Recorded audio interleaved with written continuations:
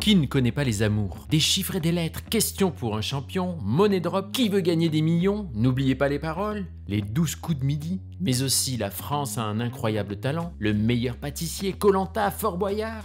De 7 à 77 ans, voire plus, les jeux télévisés sont des rendez-vous incontournables du petit écran pour toute la famille.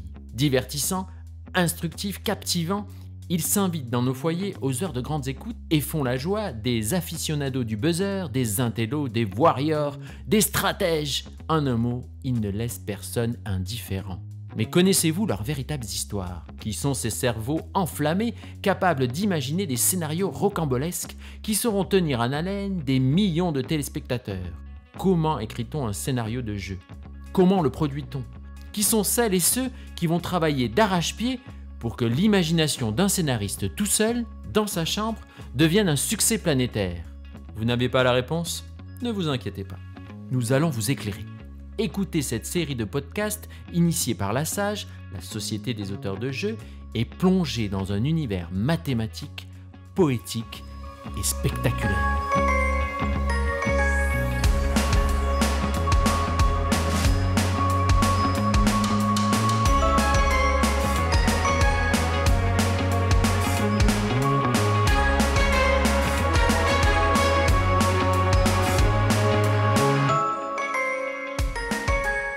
J'attache beaucoup d'importance à l'histoire. Il y a vraiment un scénario qui doit être écrit au préalable pour faire un bon jeu. L'auteur de jeu est un raconteur d'histoire, même supérieur à un auteur de cinéma ou de fiction télé. C'est un scénariste du réel et c'est ce qu'il y a de plus difficile. La télévision, c'est une mode constante, exactement comme la musique, comme le cinéma ou comme l'art en général. Nous sommes de retour dans le monde fascinant des jeux TV. Après une présentation officielle des auteurs de jeux, intéressons-nous dans ce deuxième épisode aux qualités de ces auteurs, à leur vision d'un métier qui s'est transformé au cours de ces dernières années, à la métamorphose qui les a conduits à écrire de véritables œuvres fictionnelles.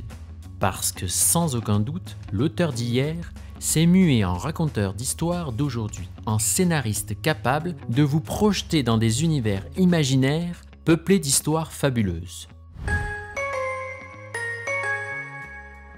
Jérôme Pichot, auteur besogneux, passionné.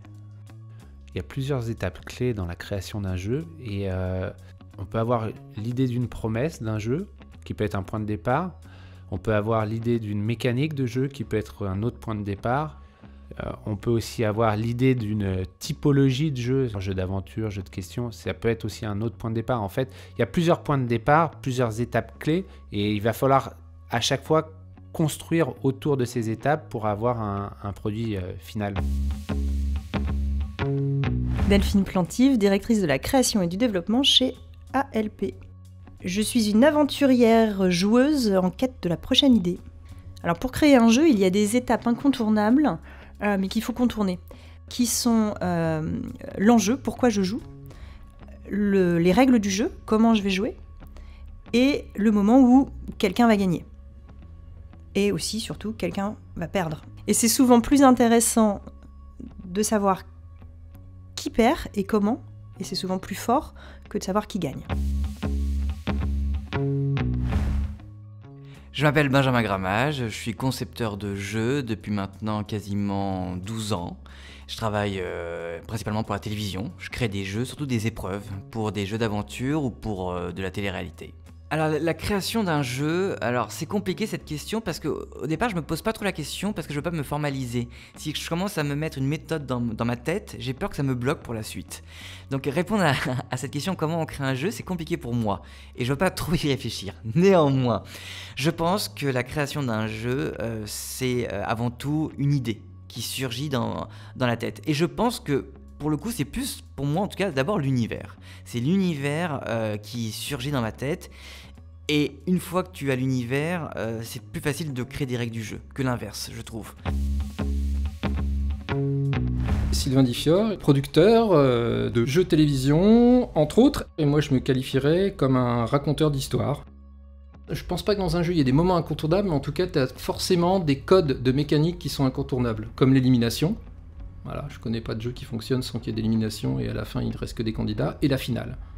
C'est-à-dire qu'il faut forcément à un moment une mécanique d'entonnoir, d'élimination, et il faut forcément un climax à la fin, comme dans toutes les histoires, comme dans les fictions, il faut un climax qui est une finale. Donc pour moi, c'est les deux trucs qui sont incontournables, c'est l'élimination et la finale. La principale phase de création, ça va être de décider quelle histoire on raconte. Donc le point A et le point B. Et après, il y a une deuxième étape qui va être comment, entre le point A et le point B, je change tout pour qu'on ait l'impression d'arriver à un point C, un point D, un point E, alors que on va arriver au point B prévu par l'auteur. Si vous m'avez suivi, c'est que vous êtes un bon auteur de jeu. Par exemple, dans Qui veut gagner des millions, la promesse, elle est très claire. Le point B, il est très clair. Il faut gagner 1 million. Sauf que si vous gagnez 1 million tout de suite, ça n'a aucun intérêt. Donc c'est tous les accidents de parcours qui font que le candidat, a priori, ne va jamais gagner son million. Marc-Antoine Clairet, je suis directeur de la création et du développement chez WeMake et explorateur passionné à l'affût de la moindre nouveauté. Pour moi, un jeu, il faut un gagnant et un but, un prix. Après, j'ai envie de dire c'est libre. Il n'y a pas besoin d'avoir systématiquement des manches, des questions. Voilà, il faut juste, après, laisser libre cours à son imagination et effectivement des retournements de situation, penser à comment va s'articuler le jeu, sachant que le jeu, c'est très particulier parce qu'on crée tout un ensemble de règles, un corpus de règles, et après on va lâcher des candidats dedans, et il faut que ça génère des histoires différentes.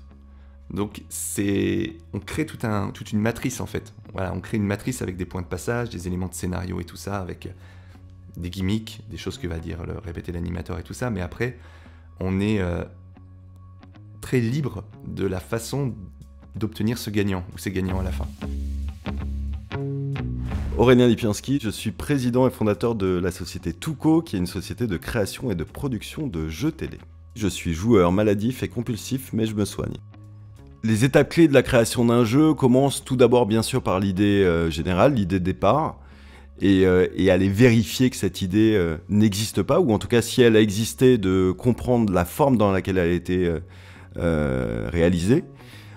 Ensuite, après cette veille et après s'être rendu compte que l'idée était vraiment originale, on passe à la mécanique, donc au développement. Et ça, c'est la partie la plus lourde pour moi de la création. C'est réfléchir aux règles, réfléchir à ce qui se passe dans le jeu, réfléchir surtout à quelque chose de très important qui est l'égalité des chances. C'est-à-dire que chaque candidat ou chaque couple de candidats ou chaque famille qui va venir jouer doit avoir exactement les mêmes chances que la suivante ou que les suivantes. Et ça, c'est très important parce que ça permet de créer une mécanique qui est solide.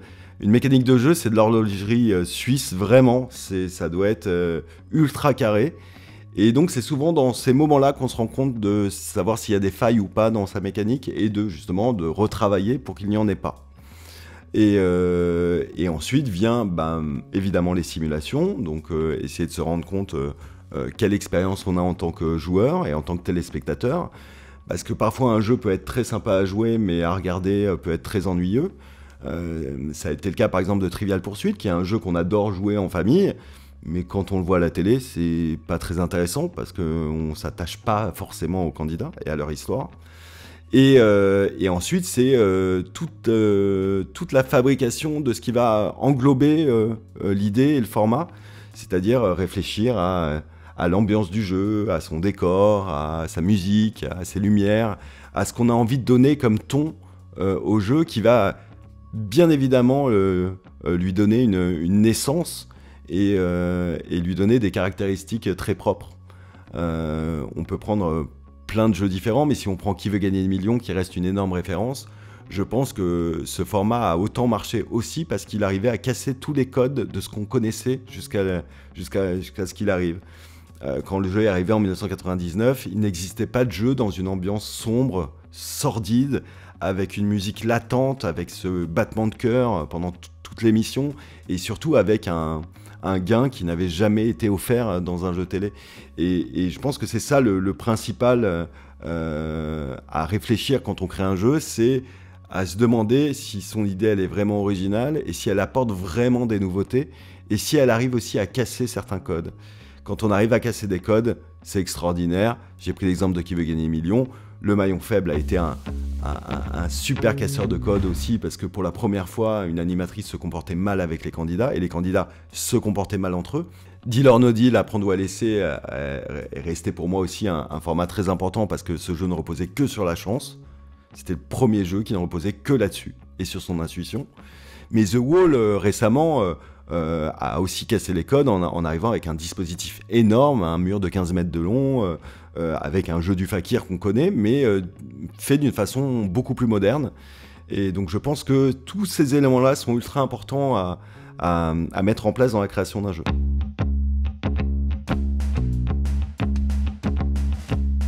Bref, avant de vous lancer à corps perdu dans l'écriture d'un jeu, prenez le temps de vous poser les bonnes questions. 20 fois sur le métier, remettez votre ouvrage. Ah, que de bons conseils. Oui, mais à la question fatale, quelle est la réponse de nos scénaristes de jeux TV? La question fatale, vous savez? Non? Qu'est-ce qui est le plus important pour l'écriture d'un jeu TV? Passer des nuits entières sur la mécanique ou s'abandonner à l'imagination pour écrire une histoire étonnante? Magali Torres-Vincent, je suis directrice adjointe des programmes de flux, une main de fer dans un gant de velours. Alors, si je devais choisir entre un jeu qui présente une bonne histoire et un autre jeu qui présente une bonne mécanique, je choisirais le jeu qui présente une bonne mécanique, parce que je pense que si on a une bonne mécanique, on peut inventer une histoire qui va autour. L'inverse est plus compliqué. Le plus important dans un jeu, c'est difficile de dire si c'est l'histoire ou la mécanique. En fait, moi, auteur de jeu, je suis très sensible aux mécaniques, mais l'histoire, elle est forcément, elle doit prendre le dessus parce qu'on fait des jeux pour les téléspectateurs et les mécaniques, c'est pas ce qu'ils regardent en premier. Je pense que les deux sont essentiels, et l'histoire et la mécanique. Je pense que l'histoire est essentielle parce que c'est grâce à ça que tu vas séduire ton premier public, c'est-à-dire les directeurs de chaîne qui vont acheter le programme. Si le pitch ne séduit pas, ton programme, tu ne le verras jamais. En revanche, je pense que ensuite c'est le gameplay qui est essentiel parce que c'est grâce au gameplay, à la mécanique du jeu, à la richesse de ta mécanique que tu vas faire que les gens vont revenir revoir ton programme et le voir souvent. Et grâce à la richesse de ton gameplay, tu vas avoir plusieurs histoires, tu vas raconter plusieurs histoires, plusieurs péripéties. Je pense que si tu te lasses trop rapidement, ton jeu ne va pas durer. Si en revanche, ton gameplay est suffisamment fort et efficace pour pouvoir à chaque fois raconter des nouvelles péripéties, c'est fort. Encore une fois, Koh-Lanta, pourquoi ça marche ? C'est parce que le gameplay est exceptionnel. C'est-à-dire que le gameplay fait qu'à chaque fois, chaque péripétie fait que ça va relancer l'histoire et que chaque saison sera différente. Et je pense que pour aussi un game show, il faut réussir à créer des game shows où à chaque fois, les péripéties vont être différentes pour qu'à chaque fois, ton épisode soit différent. Pour moi, ce qui est essentiel, c'est l'histoire du jeu qu'on va raconter. C'est où on emmène nos candidats et nos publics. Et après, la mécanique vient en support de cette histoire. Alors, pour moi, les grands formats internationaux, c'est la promesse et une mécanique qui permet de raconter cette promesse. Il y a 7 ans, quand j'étais chez Elephant, on a créé un jeu avec Thierry Bizot qui s'appelle La question à 200 000 €, qui est devenu One Question en Angleterre. Et c'est un format qui part qui part d'un truc tout simple, c'est et si on faisait un jeu où il n'y a du début à la fin du jeu qu'une seule question. C'est improbable, c'est un truc qu'on n'a pas le droit de le faire en télé. En vrai, on n'a pas le droit de faire une émission où il n'y a qu'une seule question, ça va être ennuyeux, ça va être lassant pour le spectateur et tout ce qu'on veut. Et en fait, derrière cette promesse qui paraît impossible, c'est ce qui est sympa en création, c'est réussir à créer la mécanique qui va permettre de raconter cette histoire et qui va répondre à tous les écueils justement qu'on imagine quand on imagine ce format, c'est-à-dire comment faire pour pas que ce soit répétitif, pour que ce soit passionnant quand même pour le spectateur, pour que les candidats, c'est pas tout ou rien, ils vont pas tout gagner ou tout perdre. Voilà, en respectant quoi qu'il arrive ce principe, il n'y a qu'une seule question, un seul point d'interrogation dans toute l'émission. Pour moi, les plus grands formats internationaux, c'est des formats qui brisent des tabous. Qui veut gagner des millions, c'est le premier format où les candidats ont tout le temps pour répondre. Ils peuvent s'arrêter quand ils veulent. Ça, c'était révolutionnaire à l'époque.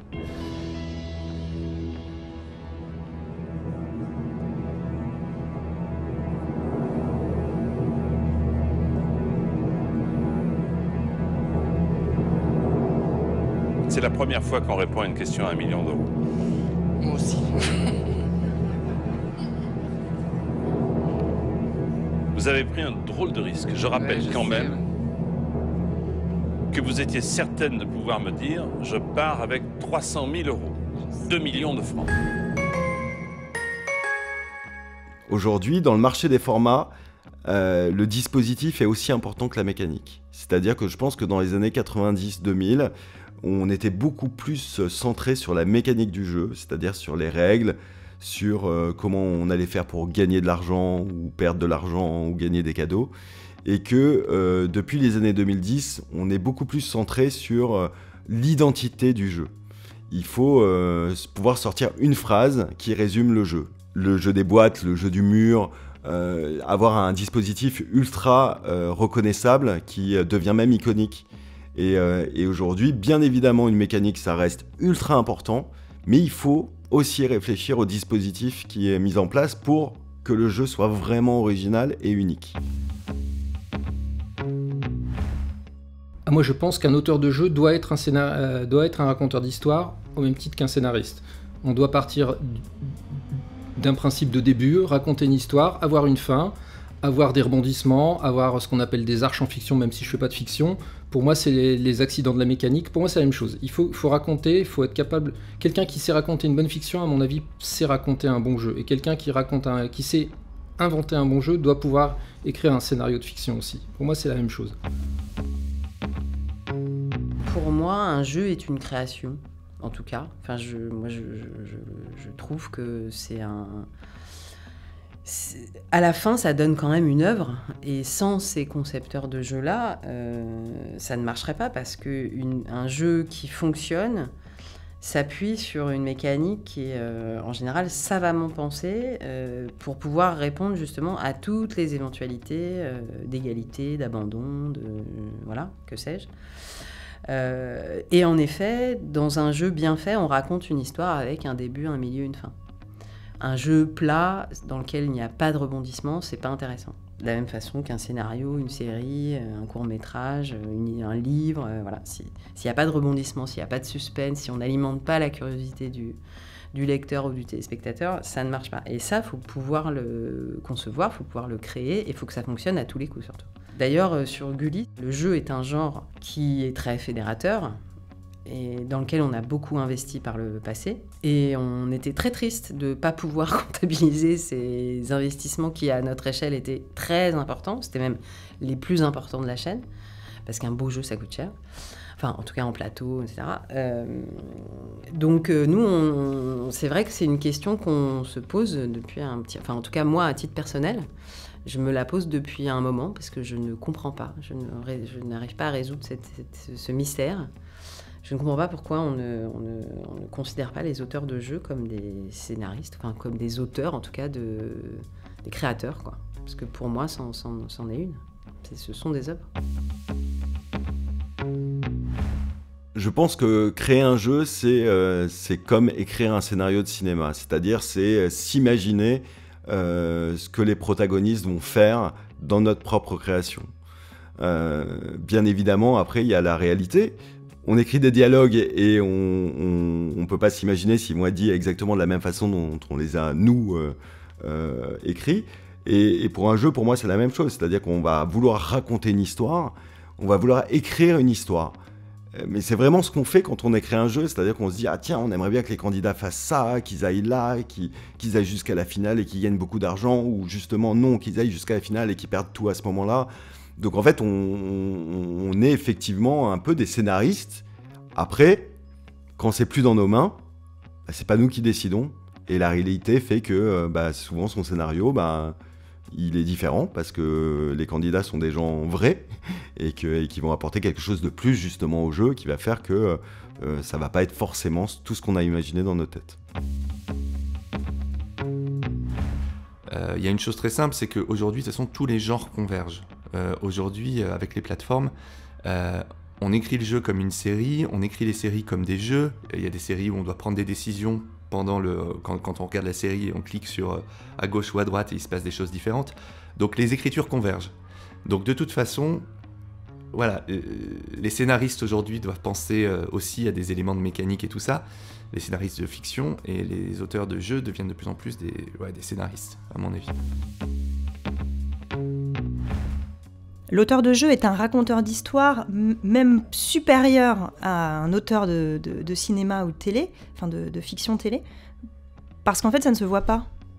C'est-à-dire qu'il va prendre 2 candidats, il va leur faire faire un truc incroyable et tout le monde aura l'impression que c'est juste un jeu, alors qu'en fait, il les aura amenés à vivre et à se dépasser bien au-delà de ce qui pourrait se passer dans un film. Alors sauf si vous êtes James Bond, mais ça on sait que ça ne pourrait pas arriver à n'importe qui. Donc je trouve que c'est un scénariste du réel et c'est ce qu'il y a de plus difficile. L'auteur de jeu, comme le scénariste de cinéma, a vraiment besoin de scénariser son histoire. Il a besoin de créer des accidents, je le redis, mais c'est primordial. Au cinéma, on a toujours plusieurs histoires qui s'entrecoupent, on a des hauts, des bas, le téléspectateur vibre avec les héros. Et dans le jeu, c'est exactement pareil. Il faut que le joueur passe par différentes phases. Il ne faut pas que ça soit un long chemin linéaire. Sinon, on vibre pas avec notre héros et on n'a pas envie de le soutenir, on l'aime pas ou on le déteste pas en tout cas. Et on a envie de vivre toutes ces étapes avec lui. Et donc, il y a vraiment un scénario qui doit être écrit au préalable pour faire un bon jeu. Sans histoire, on peut avoir un jeu, mais le jeu serait super déceptif. Pour moi, l'enjeu fait le jeu. Imagine que là, on joue à pile ou face. À gagner, rien. C'est pas très intéressant. Par contre, on va rejouer à pile ou face à gagner 1 million d'euros. Forcément, ce pile ou face devient iconique et on a envie de savoir qui va gagner. Donc pour moi, il faut une histoire pour que le jeu soit intéressant. Je fais du théâtre depuis une dizaine d'années et notamment en tant que metteur en scène. Et du coup, ce que cette expérience m'apporte dans l'écriture d'un jeu, c'est que quand je vais écrire un jeu, je vais visualiser. Je vais visualiser ça comme si j'avais le film devant les yeux. Les images, ce qui se passe, voilà. C'est important de visualiser, selon moi, quand on écrit. Le défaut qu'on pourrait avoir, c'est de rester très théorique. C'est de dire, voilà, c'est des règles du jeu. Un jeu, c'est des règles du jeu toutes simples, etc. Mais la vérité, c'est que ces règles du jeu vont générer des émotions. Elles vont faire pleurer les candidats, peut-être. Elles vont les faire rire. Elles vont les faire passer par des ascenseurs émotionnels. Et donc tout ça, il faut le visualiser quand on écrit son jeu. Et voilà, je pense que le théâtre m'aide à ça. Le cinéma, les séries ont évidemment un impact sur la création d'un jeu de télé. On parlait tout à l'heure de séquencer des histoires. On n'en a plus envie de ça. Aujourd'hui, on veut créer une seule et même histoire. On essaye de s'approcher de la narration des séries et du cinéma quand on crée un jeu de télé. La fiction a forcément dû influencer les jeux télé et l'écriture des jeux télé, mais je pense que les jeux télé ont dû aussi influencer la fiction, parce qu'il y a quand même eu tout un courant de films qui étaient basés autour de la télé-réalité, notamment, enfin en tout cas des jeux de télé-réalité. Quand on pense à The Game, par exemple, qui est ce film où en fait on pourrait voir une émission de télé, ou à la roulette russe aussi, qui avait été utilisée dans un film. Donc j'ai l'impression que les deux se nourrissent. Est-ce qu'aujourd'hui, l'écriture d'un jeu de télé est radicalement différent ? Oui, parce qu'il est, par rapport aux années 80, on va dire, ou 90, feuilletonnant. Comme peuvent l'être les séries aujourd'hui, on a l'habitude de regarder un héros et de le voir vivre plusieurs aventures. Et aujourd'hui, la plupart des jeux de plateau, en tout cas, sont construits avec cette notion de feuilletonnant. Dans N'oubliez pas les paroles, par exemple, ils ont rajouté cette notion de champion, de maestro, alors qu'au départ, c'était un jeu qui était complètement bouclé, avec une histoire bouclée. Et c'est vrai qu'aujourd'hui, on a tellement l'habitude de regarder des séries sur des saisons entières, sur 15, 20, 30 épisodes, que ça a forcément influencé le jeu, avec des champions qui vont revenir pendant très longtemps. On va suivre l'aventure de champions pendant très longtemps. Donc ça, c'est pour les jeux plateau. Sur les jeux tout en images, on est souvent sur du feuilletonnant, et donc la fiction rejoint la réalité. Je pense que de plus en plus, la télévision et le cinéma vont se rapprocher. Déjà, on le voit dans la fiction, où il y a encore 20 ans, jamais on n'aurait imaginé des comédiens de cinéma aller faire des fictions de télévision. Aujourd'hui, quand on regarde les grandes stars des fictions de TF1, de France 2 ou de Canal+, sont principalement des grands comédiens de cinéma. Donc on voit à quel point les passerelles sont de plus en plus proches. Et je pense que justement la technologie beaucoup plus avancée, beaucoup plus travaillée du cinéma peut apporter aussi un regard différent sur les formats. Et je sais qu'il y a beaucoup de gens qui essayent justement de créer des énormes formats de qualité cinématographique, en se disant que c'est aussi ultra intéressant de mélanger les genres et d'avoir des compétences ultra complémentaires pour apporter encore une fois des formats vraiment nouveaux. L'écriture des jeux a considérablement évolué au fil des années. Avant, les jeux étaient très séquencés, avec plein d'histoires à l'intérieur d'un jeu. Et aujourd'hui, on fait vivre une seule et même histoire à un ou plusieurs candidats. Avant, on était très dans des jeux avec plusieurs manches. Ça, c'était vrai au début des années 2000. C'était le cas. On n'a qu'à prendre en tête Question pour un champion. Il y a plusieurs manches. Mais aujourd'hui, on aime bien avoir une histoire unique qu'on tire pendant tout le jeu. C'était le cas de Money Drop, c'est le cas de Apprendre ou à laisser. Enfin, tous ces jeux-là, tous ces jeux modernes, on a une seule et même histoire qu'on tire, avec toujours ces accidents qui viennent entrecouper le jeu. Aujourd'hui, je pense qu'on écrit les jeux différemment d'il y a 10 ans, encore plus d'il y a 20 ans. Il y a des raisons pragmatiques à ça, c'est qu'aujourd'hui, la tendance est aux diminutions budgétaires et tout, donc ça impose d'être créatif et de trouver des moyens. On arrive toujours à raconter les histoires, à faire des jeux, même dans des économies un peu plus réduites, mais ça impose des choses, des choix techniques, les fonds verts, les mixed reality, des changements, des jeux. On peut imaginer des jeux sans animateur avec juste une voix off. On peut imaginer plein de choses, il y a toujours des solutions pour s'adapter à un budget, à des contraintes budgétaires. Et puis selon les clients, les contraintes ne sont pas les mêmes, donc je pense que le contexte économique fait que déjà on ne fait plus des jeux de la même manière qu'il y a 10 ans et encore moins qu'il y a 20 ans. Je pense qu'ensuite, le goût des spectateurs ou des viewers, comme on dit, a évolué. On a consommé de plus en plus de séries, on a commencé à binge-watcher, et forcément, on ne peut plus écrire les jeux de la même manière. On va pas dévorer 8 épisodes de Qui veut gagner des millions à la suite. On va pas dévorer 8 épisodes de je ne sais quel, d'un jeu en studio quelconque à la suite. Même si on est fan, même si on adore le candidat en place, ça se regarde pas comme on regarde une série. Donc forcément, aujourd'hui, la tendance est plus à des programmes de jeux ou à des émissions intégrant des mécaniques de jeu qu'on va pouvoir regarder comme ça de manière continue. On va pouvoir regarder plusieurs épisodes à la suite sans se lasser. Notamment, une grande tendance actuelle, c'est d'insérer la comédie dans le jeu. Il y a beaucoup, même dans le monde entier, de comedy games. Les plateformes sont très friandes de ce genre-là, les chaînes aussi. On instaure des choses qui vont faire qu'on va avoir envie de regarder plusieurs épisodes.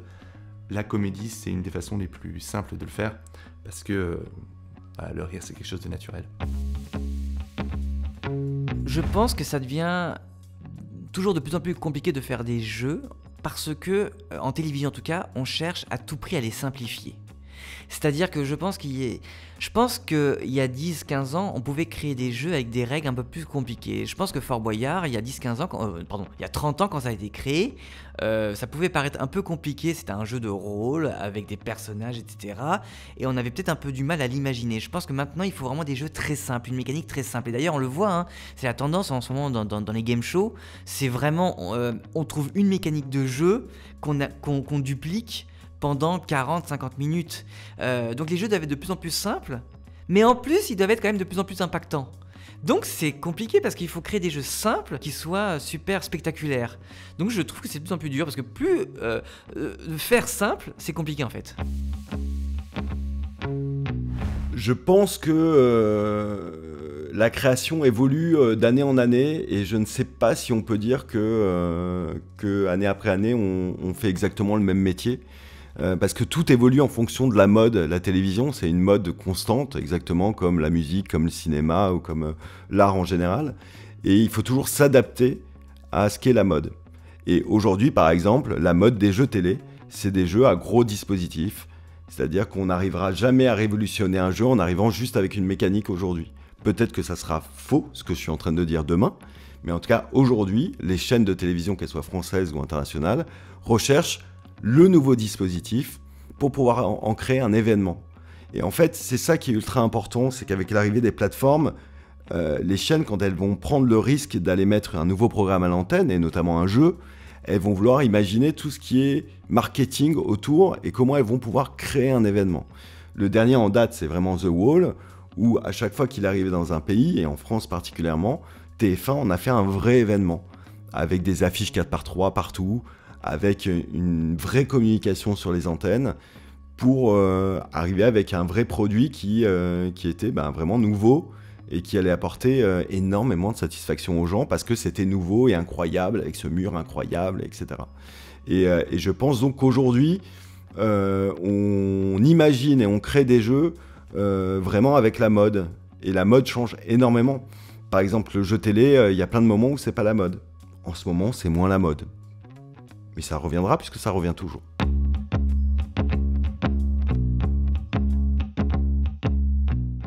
Écrire un jeu aujourd'hui n'est effectivement pas la même chose qu'hier. Les auteurs ont acquis des compétences au contact d'auteurs venus d'horizons différents. Les frontières qui régissaient les genres sont dépassées, l'influence de la fiction est certaine. Aujourd'hui, l'histoire d'un jeu TV est primordiale, même si la mécanique demeure essentielle. Mais le scénariste de jeu écrit d'abord des histoires. Dans le prochain épisode, nous allons rencontrer un personnage indissociable du scénariste de jeux TV, le producteur. Quelle relation entretiennent ces deux personnages? Comment travaillent-ils ensemble? Quel rôle joue le producteur dans l'univers de l'auteur de jeu? Ça vous intéresse? Vous allez devoir écouter le prochain épisode.